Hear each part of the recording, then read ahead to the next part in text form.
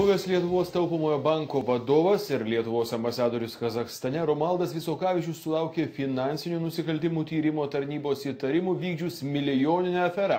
Esą jis, padėdamas gauti reikiamus dokumentus, dalyvavo organizuotojo grupuotėje, kuri iš nacionalinės mokėjimo agentūros neteisėtai bandė pasisavinti per 20 milijonų litų.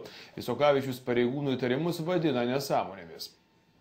Į finansinių nusikaltimų tyrimo tarnybą atvykusiam buvusiam Lietuvos ambasadoriui Kazachstane Romualdui Visokavičiui pareikšti įtarimai įsivėlus į milijoninę aferą.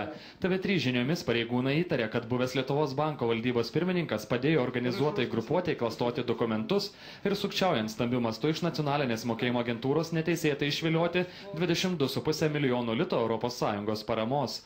Už juos grupuotė esą apleistuose pastatuose būtų auginusi žuvis.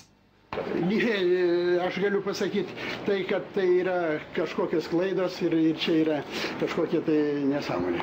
Nepaprastojo pasiuntinio ir įgaliotojo ministro diplomatinį rangą iki gyvos galvos turintis Visokavičius įtariamas naujai įsteigtoms įmonėms gavęs reikiamus dokumentus, kurie padeda valdininkų koridoriuose pašalinti kliūtis gauti ES paramą. Jūs juokas kalbat, kaip tai gauti, kas dokumentus dalina kažkur tai, kur jūs radot, kad iš kažko tai gautume dokumentus. Diplomatas įtariamas organizuotai grupuotei pinigus grobstyti padėjęs per aukštą postą užimantį politiką, bet Visokavičius tai neigia. Buvęs bankininkas į diplomatinį korpusą perėjo, kai buvo pašalintas iš Lietuvos taupomojo banko vadovo pareigų. Prieštaringai vertinamas bankininkas buvo kaltinamas švaistęs banko pinigus, mokėjęs 100-tūkstantines premijas banko darbuotojams, nors bankas dirbo nuostolingai. Jį iš banko vadovo pareigų prieš maždaug 10-metį pašalino dabartinė šalies prezidentė Dalia Grybauskaitė.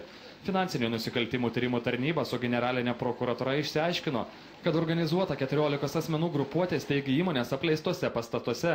Jos neturėjo jokio turto, darbuotojų ir nevykdė jokios ūkinės finansinės veiklos. Grupuotės organizatorius Egidijus Gesevičius, kuris šiuo metu suimtas, į ją įtraukė ir Anglijoje gyvenantį savo sūnų bei abiturientės dvynės dukras. Jos fiktyviai buvo įdarbintos bendrovių direktorėmis.